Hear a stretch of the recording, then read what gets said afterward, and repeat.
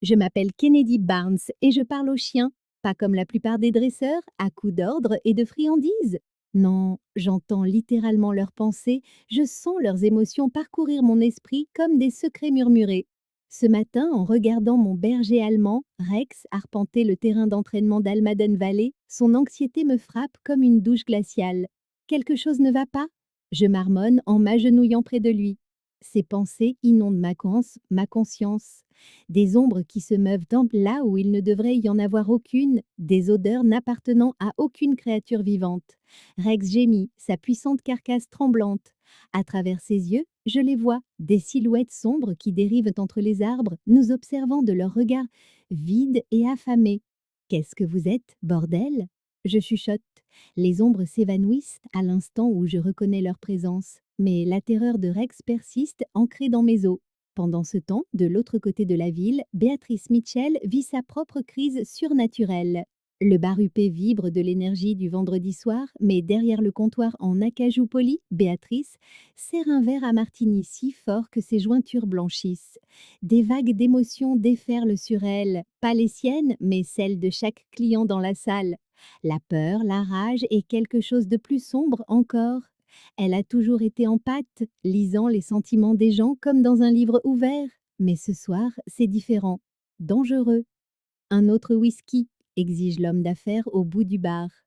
Au moment où Béatrice saisit la bouteille, une vision percute son crâne. Des ombres se tordant sur un terrain de golf, une femme aux cheveux blonds et aux yeux verts agenouillée près d'un chien terrifié, et cette même présence malveillante qu'elle sent depuis des semaines.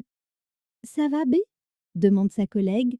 Très bien, ment-elle en servant le verre d'une main tremblante. Les visions sont de plus en plus fortes, de plus en plus fréquentes. Quoi que ce soit qui rôde dehors, ça se rapproche. Au matin, les deux femmes se retrouvent attirées par le même lieu. Le golfe d'Almaden. J'arrive la première, Rex trottinant nerveusement à mes côtés. La brume matinale s'accroche au fairway parfaitement entretenu, mais quelque chose cloche. Les golfeurs matinaux habituels sont absents et même les jardiniers semblent étonnamment s'être volatilisés. Reste près de moi, je dis à Rex, bien que ses pensées hurlent déjà des avertissements. C'est là que je la vois. Une femme brune sort du clubhouse, un sac de golf sur l'épaule, se déplaçant avec la grâce assurée de quelqu'un qui est ici chez elle. Ses yeux bleus scrutent le parcours vide avec la même méfiance que je ressens. Un peu calme ce matin, dit l'inconnu en s'approchant. Peut-être qu'ils savent quelque chose que nous ignorons. La femme tend la main. Béatrice Mitchell, Kennedy Barnes. La poignée de main dure un instant de trop et je sens une étrange chaleur se répandre dans ma poitrine. Partante pour une partie? Demande Béatrice en désignant le premier tertre de départ. La compagnie me ferait du bien. Je me surprends à hocher la tête, attirée par quelque chose que je ne saurais nommer. Alors que nous marchons vers le départ, les pensées de Rex passent de l'anxiété à la curiosité. Même lui sent une connexion se former entre nous deux. Ni Kennedy ni Béatrice ne mentionnent les ombres qu'elles ont vues, ni les perturbations surnaturelles qui les ont conduites ici. Mais alors qu'elles choisissent leur club et se préparent pour ce qui aurait dû être une simple partie de golf, toutes deux sentent le poids du destin s'abattre sur elles comme le brouillard matinal. Quelque chose approche, quelque chose qui va tout changer. Je regarde Béatrice s'adresser à la balle sur le premier tertre, sa posture est parfaite, ses épaules carrées. Il y a quelque chose d'hypnotique dans sa façon de bouger, fluide, contrôlée, comme si elle était née avec un club de golf à la main. Rex est assis à côté de moi, ses pensées sont inhabituellement calmes pour la première fois depuis des jours. Même lui semble captivé par cette femme mystérieuse. Beau swing, je dis alors que sa balle file droit sur le fairway, parcourant facilement 230 mètres. À vous, répond-elle en s'écartant avec un sourire qui fait battre mon cœur plus vite. Je place ma balle, parfaitement consciente de son regard sur moi. Mon drive est le jumeau du sien, même distance, même trajectoire.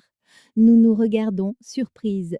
Impressionnant, murmure Béatrice. Alors que nous descendons le fairway, notre conversation s'engage sans effort.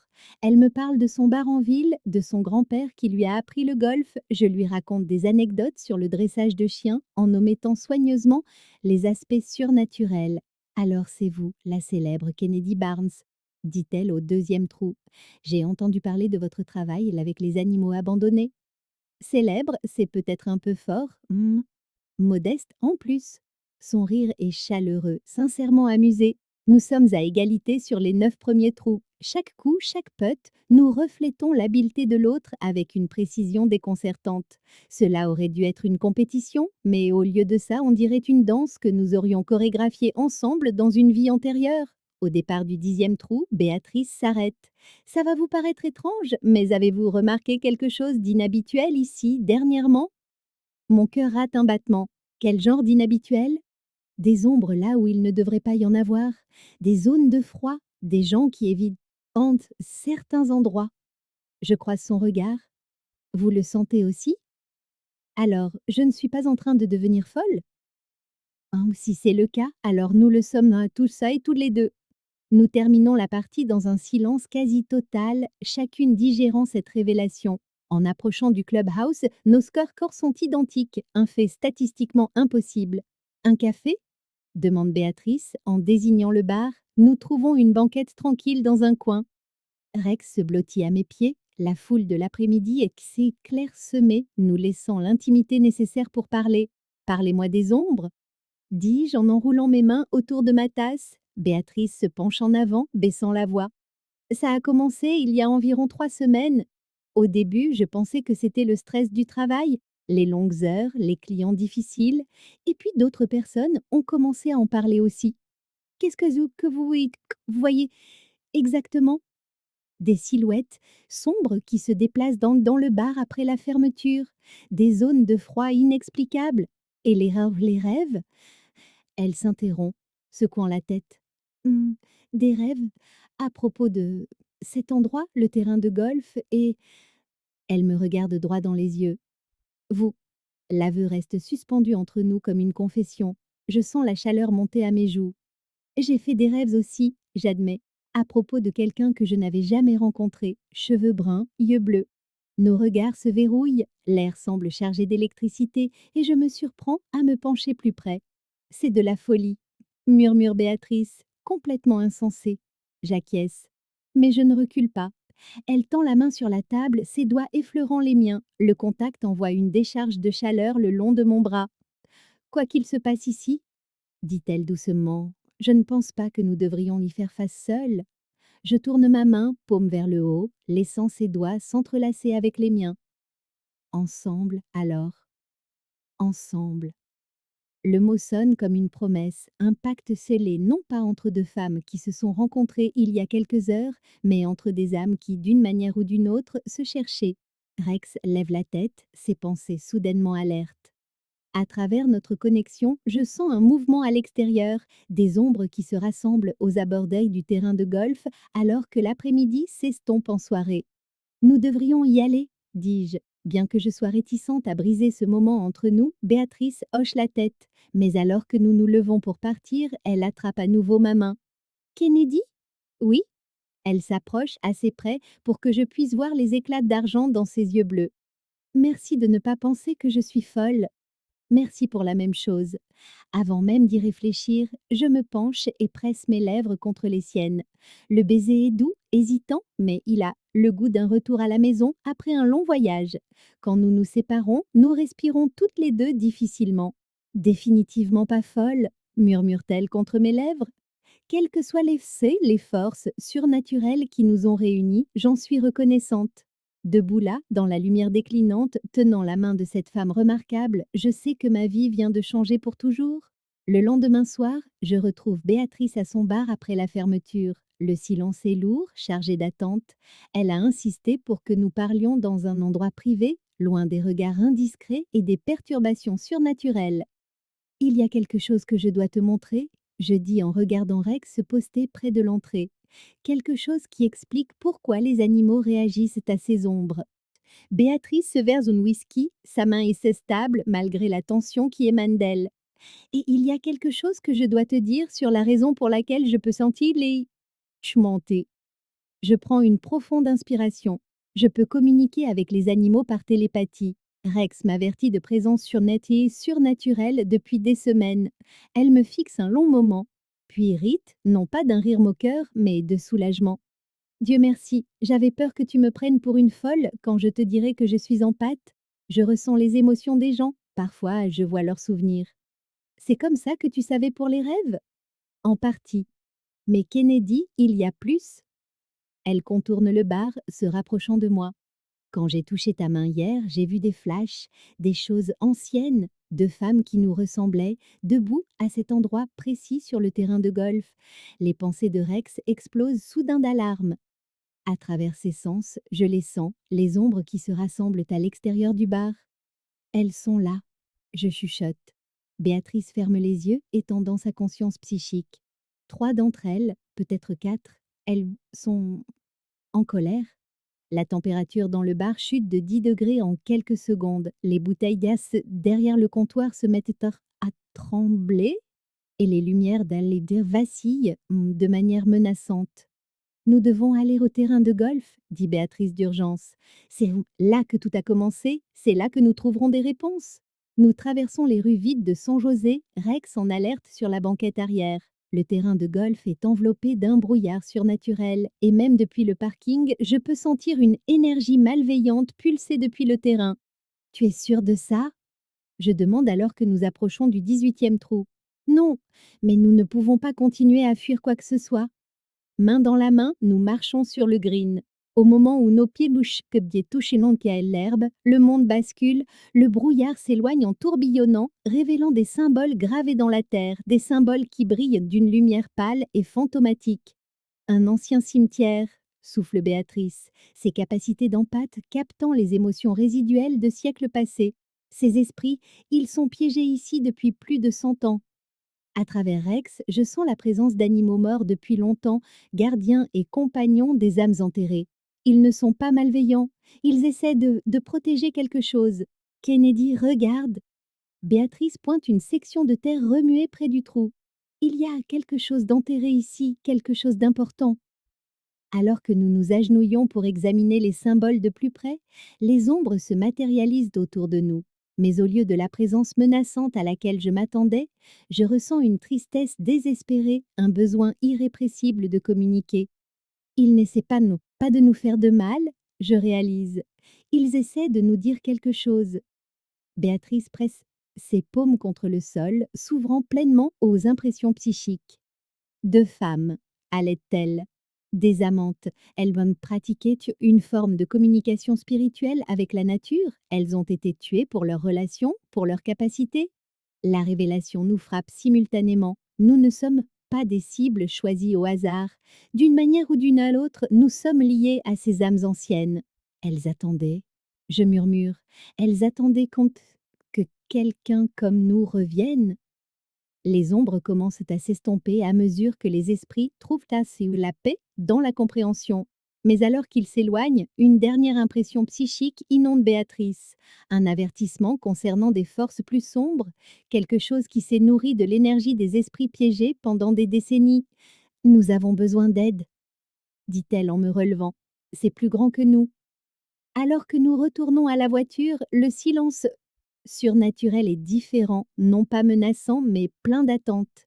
Les anciennes amantes ont trouvé la paix, mais leur départ a réveillé autre chose. Je connais quelqu'un, dit Béatrice alors que nous partons. Hmm, Lydia Moore. C'est une chercheuse en paranormal. Elle en sait plus sur ce genre de choses que n'importe qui dans la région. Je tenta la main et prends la sienne, ayant besoin de ce contact après ce que nous venons de vivre. Quoi que ce soit, quoi qu'il arrive, nous y ferons face ensemble. Elle lève nos mains jointes à ses lèvres, déposant un doux baiser sur mes doigts. Ensemble, toujours. Le baiser est tendre. Le baiser est tendre, plein de promesses et de détermination. Dans l'obscurité de ma voiture, avec des forces surnaturelles tourbillonnant autour de nous, ce simple geste semble la chose la plus naturelle au monde. Mais alors que nous traversons les rues, vides, le grognement sourd de Rex me rappelle que nos ennuis surnaturels sont loin d'être terminés. Les anciens esprits ont peut-être trouvé la paix, mais autre chose se cachait dans l'ombre, se nourrissant de leur énergie piégée, et maintenant, cette chose a faim. Les attaques commencent 3 jours après que nous avons libéré les anciens esprits. Je travaille avec un pitbull de refuge nerveux quand tous les animaux de mon centre deviennent soudainement fous. Les chiens hurlent, les chats miaulent, même les lapins se terrent dans leur cage. À travers les pensées paniquées de Rex, je les vois, des entités d'ombre plus sombres et plus violentes qu'auparavant, envahissant mon centre de dressage. Sortez! Je crie à mon assistante en attrapant la laisse de Rex. Le verre se brise autour de nous alors que des forces invisibles projettent du matériel à travers la pièce. 15 minutes plus tard, Béatrice appelle. Mon bar est assiégé, quoique nous ayons libéré, c'est en colère. Je la retrouve au milieu des décombres de ce qui était le bar à cocktail le plus élégant de San José. Des bouteilles bleues brisées, des tables renversées et un givre surnaturel recouvre chaque surface malgré les 20 degrés extérieurs.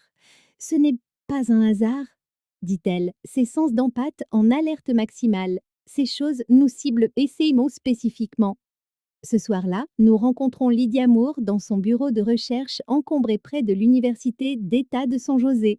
Une femme d'une cinquantaine d'années, aux cheveux parsemés de mèches d'arvage d'argent et au regard perçant, elle écoute notre histoire sans scepticisme. Vous avez réveillé quelque chose d'ancien, dit-elle en sortant des archives historiques. Quand ces esprits ont été piégés il y a un siècle, autre chose a été liée avec eux, une entité parasite qui se nourrissait de leur énergie. Elle nous montre des coupures de journaux 2023. Eleanor Hartwell et Catherine Pierce, elles étaient des guérisseuses, pouvaient communiquer avec les animaux et sentir les émotions humaines. Ça vous dit quelque chose? Les photographies me glacent le sang. Eleanor me ressemble trait pour trait, même cheveux blonds, mêmes yeux verts. Catherine est Sartré, elle est le portrait craché de Béatrice. Elles ont été assassinées par des habitants qui craignaient leur capacité et leurs relations, poursuit Lydia. Mais le tueur a utilisé un rituel qui a piégé non seulement leurs esprits, mais aussi quelque chose de beaucoup plus sombre. Quel genre de plus sombre? Demande Béatrice. Un dévoreur d'ombre? Il est devenu plus fort pendant des décennies, soutenu par l'énergie des esprits peu piégés. Maintenant qu'ils sont libres, il est affamé, et il vous voit comme les remplaçantes parfaites. Rex se presse contre ma jambe, ses pensées remplies d'un instinct protecteur. Grâce à notre lien, je sens d'autres animaux à travers la ville répondre à la menace surnaturelle, un réseau de conscience dont je n'avais jamais réalisé l'existence. Comment combat-on une chose pareille? Je demande. Vous ne le combattez pas seul, dit Lydia.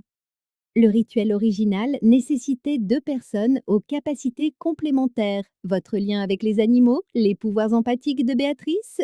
Ensemble, vous pourriez être assez forte. Cette nuit-là, nous allons à mon appartement pour planifier notre prochaine action. Les attaques surnaturelles nous ont laissé toutes céder, tous les deux épuisés, émotionnellement vidés. Pendant que Béatrice recherche d'anciens rituels de liaison sur mon ordinateur portable, je prépare du café avec des mains tremblantes. Viens ici, dit-elle doucement en fermant l'ordinateur. Je m'assois à côté d'elle sur le canapé et elle me prend dans ses bras. Le confort de son étreinte, la chaleur de son corps contre le mien commencent à calmer la terreur qui montait en moi toute la journée. J'ai peur, j'admets, une chose que je m'autorise rarement à dire. Oui, moi aussi. Ses doigts tracent de doux motifs le long de mon bras. Mais Kennedy, ce que je ressens quand je suis avec toi, ça ne ressemble à rien de ce que j'ai jamais connu. Je plonge mon regard dans ses yeux bleus, y voyant mes propres sentiments se refléter. Est-ce que ça va trop vite? Probablement. Elle sourit, écartant une mèche de cheveux de mon visage. Mais étant donné que des entités surnaturelles et toutes sous-tuées, je pense qu'on peut sauter le calendrier de rencontres traditionnelles. Je ris malgré tout et elle se penche pour m'embrasser. Cette fois, rien d'hésitant. Juste la passion, le besoin et le désir désespéré d'affirmer la vie face aux ténèbres. Ses mains s'en mêlent dans mes cheveux alors que je la serre plus fort, goûtant le whisky sur ses lèvres. Le baiser s'approfondit, devient quelque chose de vorace et d'urgent. Quand elle murmure mon nom contre ma gorge, je sens le désir m'inonder comme un feu de forêt. Nous passons dans ma chambre comme dans un rêve, nous aidant mutuellement à nous déshabiller avec des gestes révérencieux. Sa peau est de la soie chaude sous mes paumes et quand elle sale la tête et mon nom, je sens notre connexion psychique se renforcer. Chaque caresse semble tisser nos dons ensemble, créant quelque chose de plus puissant que chacune de nous seules. Après, nous restons enlacés dans mon lit, sa tête sur ma poitrine, toutes les deux à bout de souffle. Je peux sentir le changement entre nous, pas seulement une intimité physique, mais une fusion de nos dons surnaturels qui me laisse étourdie de possibilités. Le dévoreur d'ombre, murmure Béatrice contre ma peau, je le sens tout près. Il observe. Par la fenêtre, j'aperçois des formes sombres se déplacer dans mon jardin. Rex, endormi dans le salon, gémit sous l'effet de sa conscience surnaturelle. Il devient plus fort, dis-je en resserrant mes bras autour d'elle. Nous aussi. Elle lève la tête pour me regarder, les yeux graves. Quoi qu'il arrive demain, Kennedy, je veux que tu saches que te trouver a tout changé. Je l'embrasse sur le front, goûtant le sel des larmes que je n'avais pas réalisé avoir versées. Je t'aime, dis-je, les mots me surprenant par leur certitude. Je t'aime aussi. Dehors, les ombres se pressent contre mes fenêtres, attirées par notre énergie combinée. La vraie bataille ne faisait que commencer. Je pensais tout savoir de Béatrice après avoir partagé nos capacités surnaturelles. Et cette nuit incroyable ensemble, j'avais tort. 3 semaines plus tard, elle mentionne devoir partir plus tôt de notre session de planification avec Lydia. Son excuse est vague, quelque chose à propos d'une réunion d'affaires, mais ses émotions sont gardées d'une manière que je n'avais jamais sentie auparavant. Où vas-tu vraiment? Je demande en la suivant jusqu'au parking. Elle hésite, les clés cliquetant dans sa main. Il y a quelque chose que je ne t'ai pas dit sur la façon dont je paye mes frais de scolarité en école vétérinaire. Mon estomac se noue. Béatrice, de quoi tu parles? Des combats clandestins, un circuit féminin, l'argent des prix est le seul moyen de couvrir les frais. Je la dévisage, digérant cette révélation. Tu te bats? Genre des vrais combats physiques? Full contact, sans règles. C'est dangereux, mais les gains sont substantiels. Rex gémit depuis ma voiture, captant mon trouble émotionnel. La femme que j'aime risque sa vie dans des clubs de combat illégaux pendant que des démons nous traquent. Emmène-moi avec toi, je dis soudainement. Absolument pas. Kennedy, ce ne sont pas des matchs de boxe de banlieue. Ces femmes se battent pour survivre. Alors pourquoi tu le fais? Elle se détourne, mais j'attrape son menton, l'obligeant à croiser mon regard. Devenir vétérinaire est le seul rêve que j'ai jamais eu qui me paraisse réel, et je ferai tout ce qu'il faut pour qu'il se réalise. Cette nuit-là, je l'ai suivi malgré tout. Le lieu clandestin était caché sous un entrepôt dans l'est de San José. Des sols en béton, des ampoules nues et l'odeur du sang et de la sueur. Des femmes de toute taille, sommeil, taille Days et de tous horizons encerclaient un ring improvisé, l'argent changeant de main au fil des paris. Depuis la foule, j'ai regardé Béatrice monter sur le ring. Vêtue d'un équipement de protection minimal, son adversaire était une rousse au poing couvert de cicatrices et au regard vide, quelqu'un qui faisait ça depuis bien plus longtemps. Mesdames, pas d'armes, pas de pitié, combattez jusqu'à ce que l'une abandonne ou ne puisse plus se relever. L'arbitre recula. Ce dont je fus témoin ensuite brisa chaque certitude que j'avais sur la femme que j'aimais. Béatrice se mouvait avec une violence fluide, chaque coup de poing était calculé, chaque esquive précise. Elle encaissait des coups qui m'auraient permise KO, les rendant avec les intérêts, mais ce qui m'a le plus frappé, c'était la détermination féroce dans ses yeux. Il ne s'agissait pas seulement d'argent, il s'agissait de se prouver quelque chose à elle-même. La rousse l'accueillit d'un uppercut brutal qui fit gicler le sang. Je fis un pas en avant par instinct, mais d'autres spectateurs me retinrent. Laisse-les se battre, siffla quelqu'un à mon oreille. Béatrice essuya le sang de sa lèvre fendue et sourit. Ce sourire était terrifiant, prédateur, et ne ressemblait à rien de ce que j'avais vu chez elle auparavant. Elle se jeta sur son adversaire avec une fureur renouvelée. Le combat prit fin lorsque Béatrice asséna une combinaison qui projeta la rousse dans les cordes. La victoire fut rapide, décisive et absolument magnifique. Quand elle descendit du ring en serrant ses gains, je l'attendais. Tu es venue, dit-elle, surprise, mais pas en colère. Tu es incroyable. Je touchai doucement sa joue enflée. Et complètement folle. Probablement les deux. Oh, elle se blottit contre mon contact malgré la douleur. Kennedy, il faut que tu comprennes quelque chose. Ce n'est pas qui je suis avec toi, c'est ce que je dois être pour survivre. Nous sommes rentrés à son appartement en silence, chacune digérant ce qui venait de se passer. Dans sa salle de bain, je nettoyais ses coupures pendant qu'elle s'était assise sur le comptoir, étudiant mon visage. Tu es dégoûtée? Demanda-t-elle doucement. Par la violence? Peut-être un peu. Je tamponnais un antiseptique sur une égratignure particulièrement vilaine. Par ton courage et ta détermination, jamais. Elle m'attira entre ses jambes, ses mains agrippant ma chemise. J'avais si peur que tu partes, que me voir comme ça change tout. La seule chose qui a changé, c'est l'admiration que j'ai pour toi. Je l'embrassai avec précaution en évitant sa lèvre fendue. Même si je vais me rendre malade d'inquiétude à chaque fois que tu te battras. Ce ne sera pas pour toujours, juste le temps que j'ai assez d'économie. Ses mains glissèrent sous ma chemise et je sentis son besoin irradier à travers notre connexion psychique. Pas seulement un désir physique, mais une faim émotionnelle, le besoin d'être accepté complètement avec mes zones d'ombre. Nous avons fait l'amour avec une intensité désespérée. Sa force de combattante s'adoucit en caresses dévotes. Chaque baiser avait le goût de la victoire et de la vulnérabilité mêlée. Quand elle halta mon nom dans l'obscurité, cela sonna comme une prière de gratitude. Plus tard, alors qu'elle traçait des motifs paresseux sur mon épaule nue, elle murmura: «Le dévoreur d'ombre a attaqué pendant mon combat ce soir.» Je me raidis. Que s'est-il passé? Il a essayé de se nourrir de la violence, de la rage, mais quelque chose m'a protégée, quelque chose lié à toi. À travers notre lien, je compris que nos capacités surnaturelles avaient évolué. Ma connexion avec les animaux s'étendait désormais à elles dans les moments de danger, créant un réseau protecteur que nous ne comprenions pas encore tout à fait. Nous sommes plus fortes ensemble, murmurai-je contre ses cheveux. De toutes les manières sont qui compte. Elle déposa un baiser léger sur ma clavicule. Kennedy, après ce soir, me feras-tu confiance pour gérer les menaces surnaturelles de la même manière que tu me fais confiance sur ce ring? Je pensais à sa détermination féroce, sa violence calculée, son refus absolu d'être une victime. Oui, mais nous les affronterons ensemble. Ensemble, acquiesça-t-elle, et je sentis son sourire contre ma peau. Dehors, le dévoreur d'ombre rôdait aux abords de son immeuble. Il avait goûté à notre pouvoir combiné ce soir et nous avait trouvés plus dangereuses que prévu. Le chasseur devenait le chassé. Les recherches de Lydia nous ont frappés comme un coup de massue 3 jours après le combat de Béatrice. Vous n'êtes pas seulement similaires à Elinor et Catherine, annonça-t-elle en étalant des documents centenaires sur son bureau.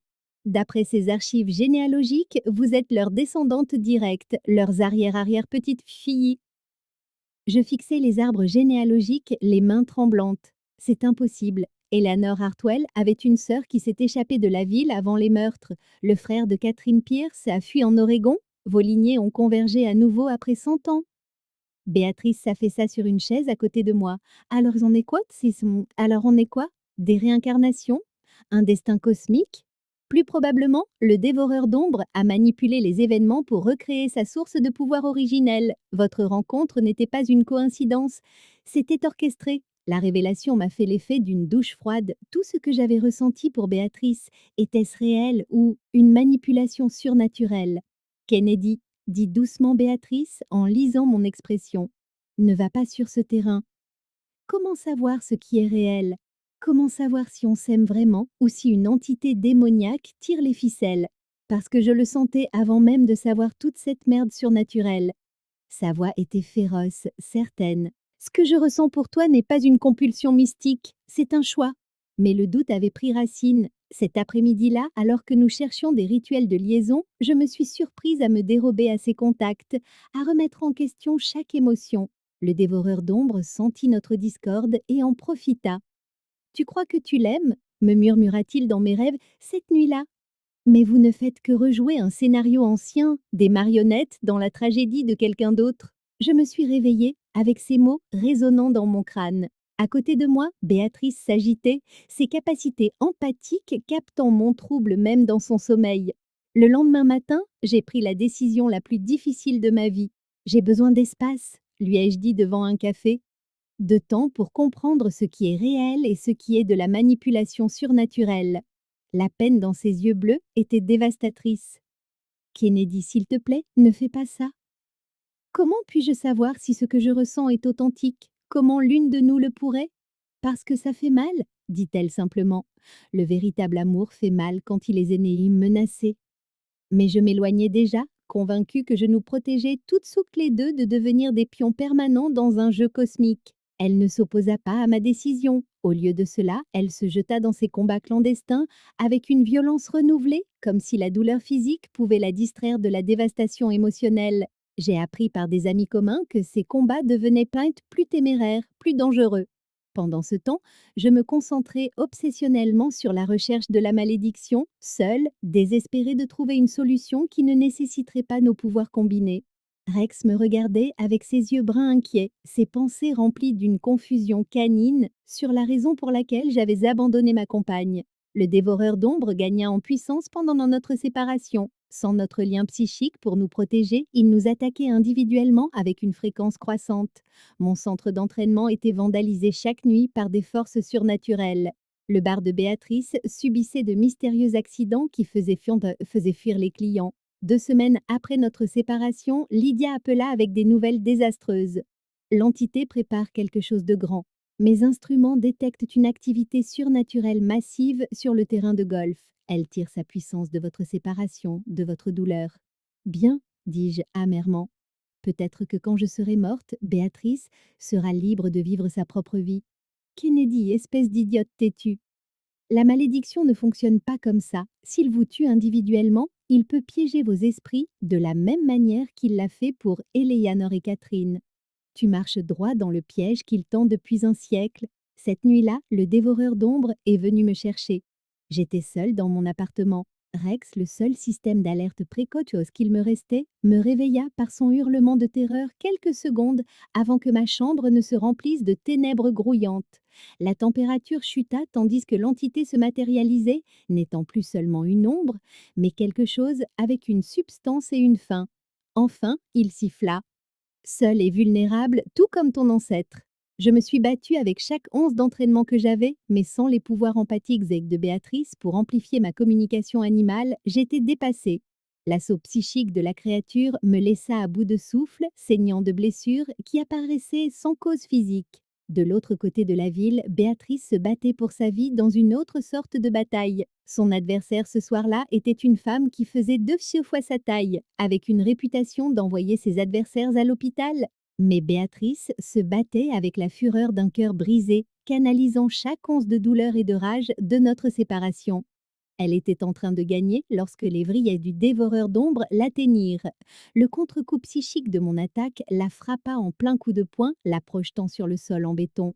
Son adversaire saisit l'avantage, faisant pleuvoir les coups avec une efficacité sauvage. À travers notre lien sectionné mais pas rompu, je sentis sa douleur, sa détermination, son refus absolu d'abandonner le combat.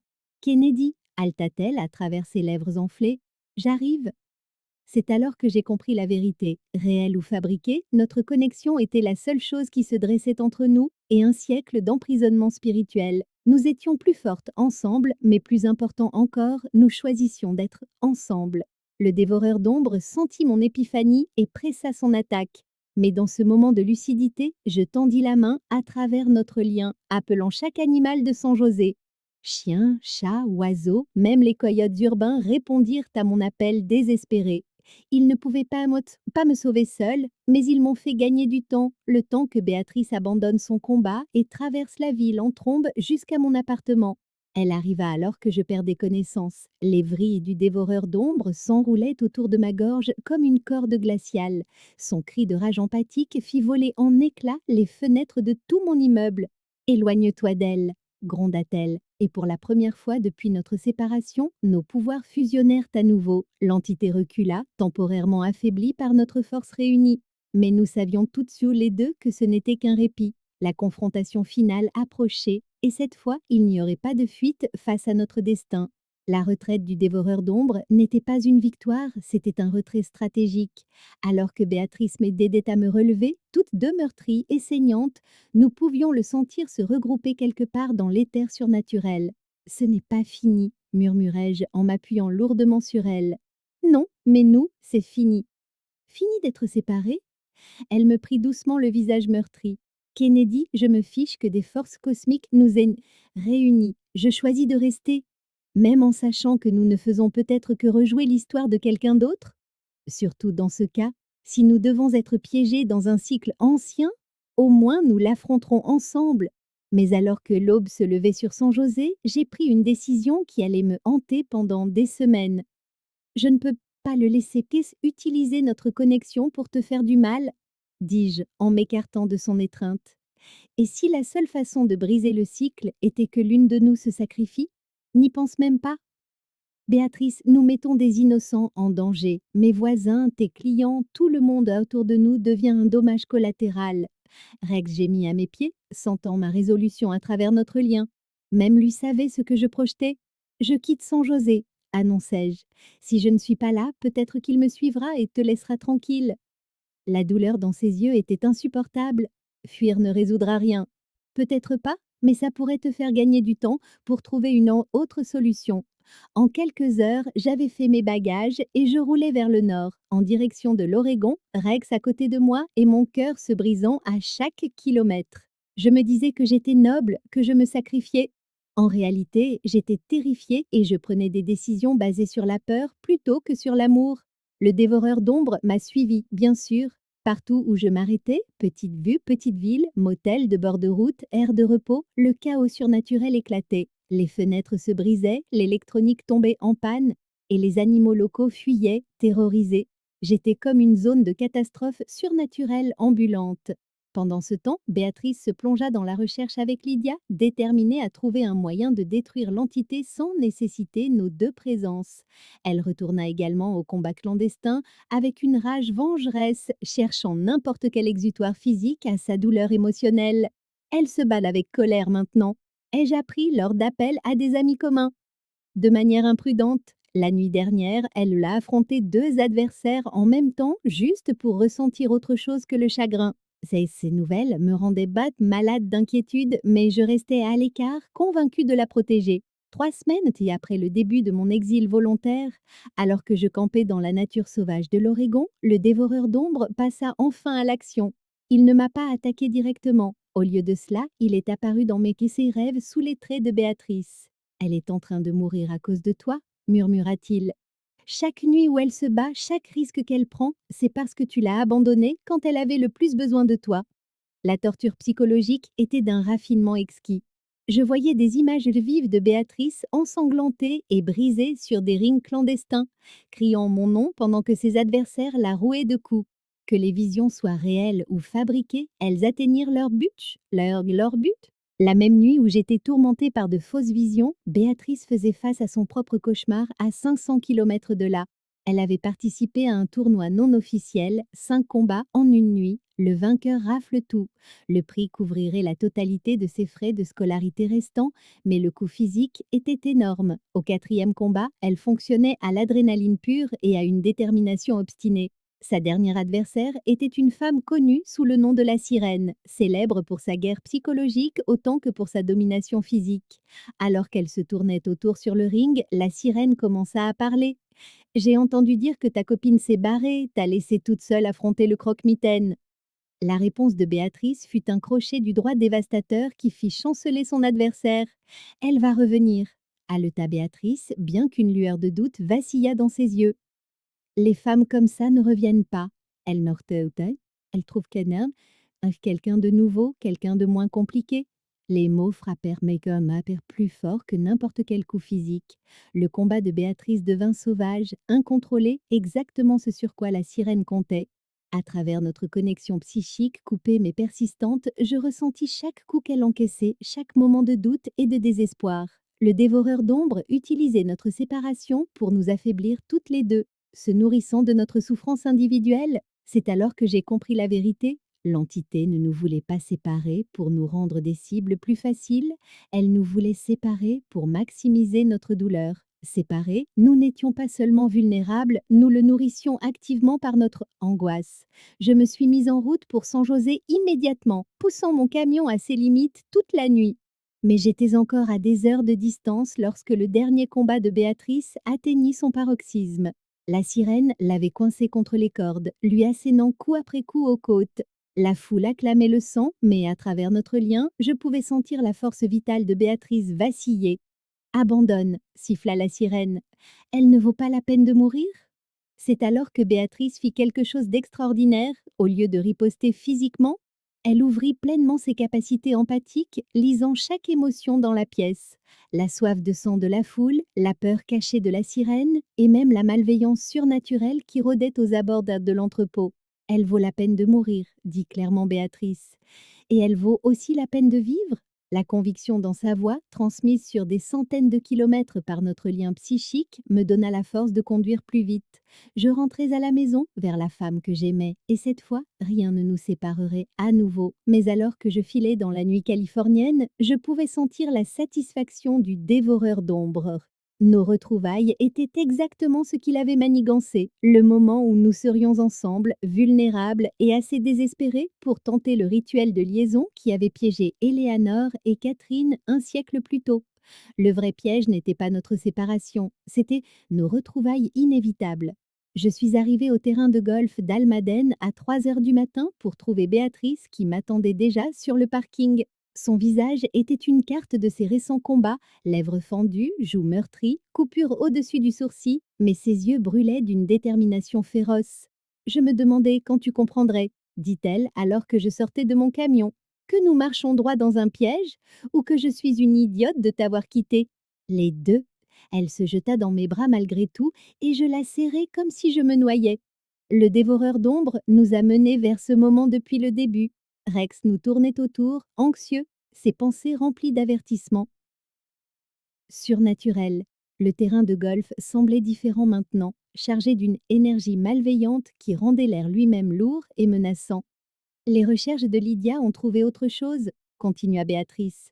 Le rituel de liaison qu'Éléanore et Catherine ont tenté, il n'était pas destiné à piéger le dévoreur d'ombre. Il était destiné à le détruire définitivement. Alors pourquoi sont-elles toujours piégées?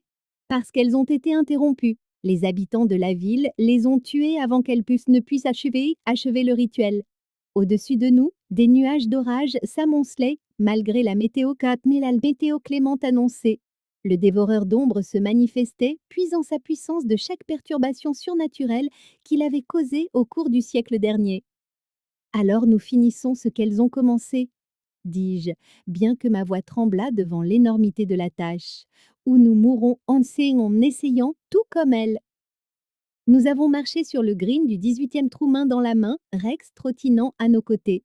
Les symboles anciens gravés dans la terre brillaient maintenant d'une lumière maladive et la température chutait à chaque pas. Le rituel exige une confiance absolue, dit Béatrice en sortant un papier plié de sa veste. Une synchronisation psychique complète entre les partenaires, une seule erreur et nous devenons la source de pouvoir permanente de l'entité. Le dévoreur d'ombre se matérialisa avant que nous n'atteignions le centre du green, ne prenant plus la peine d'être subtil. Il nous dominait, une masse grouillante de ténèbres et de faim qui semblait absorber la lumière elle-même. Enfin, il murmura avec les voix des damnés. Mes réceptacles originels reviennent pour accomplir leur dessein. Nous ne sommes pas Éléanore et Catherine, dis-je, bien que mes sens surnaturels fussent submergés par sa présence. Et nous ne sommes pas tes réceptacles. Vous êtes exactement ce qu'elles étaient, amantes, idiotes, source de l'énergie psychique la plus exquise.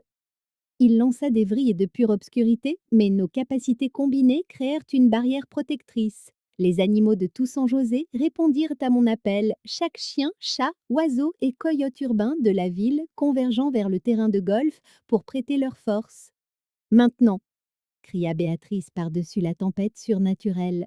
Nous avons commencé le rituel de liaison, prononçant des mots dans une langue qu'aucune de nous n'avait apprise, mais que nous connaissions d'une manière ou d'une autre, des phrases anciennes qui avaient le goût du cuivre et de la lumière des étoiles, des syllabes qui faisaient frémir la réalité elle-même.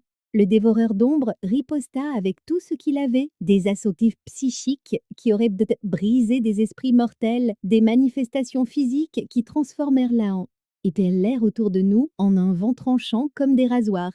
Mais à travers notre lien, nous partagions le fardeau, chacune protégeant l'autre à tour de rôle. Je peux sentir Éléanore et Catherine, haleta Béatrice, du sang coulant de son nez. Elles sont là, elles nous aident. Les esprits de nos ancêtres se tenaient à nos côtés, leur siècle d'emprisonnement servant enfin un but. Ensemble, nous quatre prononçâmes les derniers mots des mots du rituel. Ce qui allait soit détruire le dévoreur d'ombre à jamais, soit nous emprisonner tous dans une servitude éternelle. Le hurlement de l'entité fit voler en éclats les fenêtres du clubhouse à près d'1 kilomètre de là. Il lutta contre le lien avec une furie désespérée, mais notre volonté commune, passée et présente, était plus forte. « Vous ne pouvez pas me détruire » ragea-t-il. Je suis les ténèbres éternelles, la faim qui dévore l'espoir. Alors, meurs de faim, dis-je, avant de prononcer le dernier mot du bannissement. Une lumière explosa sur le terrain de golf, pas une lumière crue, mais une lueur chaude comme celle d'un lever de soleil après la plus longue des nuits. La forme du dévoreur d'ombre se désintégra, son essence dispersée au vent cosmique, là où elle ne pourrait jamais se reformer. Le silence s'abattit sur le green du 18e trou, seulement brisé par nos respirations haletantes. Autour de nous, les symboles gravés s'estompèrent. Le froid surnaturel se dissipa et même les nuages d'orage commencèrent à se disperser. Eleanor et Catherine apparurent une dernière fois, non plus prisonnières, mais libres de poursuivre leur chemin. Elles nous ressemblaient trait pour trait, et dans leurs yeux, je vis de la gratitude, de l'amour et une sorte de paix cosmique. Merci, murmura Eleanor avant qu'elle ne s'évanouisse dans la lumière des étoiles. Nous nous effondrames ensemble sur l'herbe, épuisées mais triomphantes. Le lien psychique que nous avions forgé pendant le rituel vibrait entre nous, plus fort que jamais, mais désormais pur de toute manipulation extérieure. C'est fini demandai-je, osant à peine y croire. Le dévoreur d'ombre est détruit, la malédiction est bédioune brisée. Béatrice se tourna vers moi, ses traits et ses meurtris magnifiques au clair de lune. Mais Kennedy, ce que nous avons maintenant, c'est entièrement notre choix. Je l'embrassai alors, doucement, avec respect, goûtant à la victoire, à la liberté et à la promesse d'un avenir que nous avions gagné par le sacrifice, l'entêtement et un amour qui refusait de s'éteindre. Je te choisis, murmurai-je contre ses lèvres. Pas à cause du destin, d'une manipulation cosmique ou d'anciennes lignées de sang.